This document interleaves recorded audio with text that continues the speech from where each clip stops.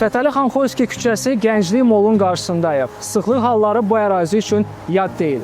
Əhməd bəy Ağaoğlu küçəsi Vaqif və Atatürk prospektləri istiqamətindən gələn 6 hərəkət zolağı bu ərazidə 3 hərəkət zolağı ilə əvəzlənir ki, nəticədə darboğaz əmələ gəlir və nəqliyyat vasitələrinin hərəkəti çətinləşir. Bundan əlavə, mola gələn yüksək ziyarətçi axınının olması parklama yerinin girişində növbəyə səbəb olur. Bu isə Fətəli xan Xoyski küçəsini, o cümlədən avtobus zolağını bloklayır. Bütün bunları gündəlik olaraq yaşayırıq. Ona görə də məsələnin həlli üçün yeni layihə icra olunacaq.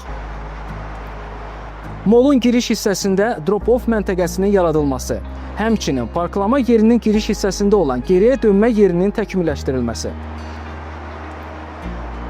Xoyski küçəsində olan zolaqların silinərək yenidən çəkilməsi və 3 hərəkət zolağının 4 hərəkət zolağı ilə əvəzlənməsi nəzərdə tutulur.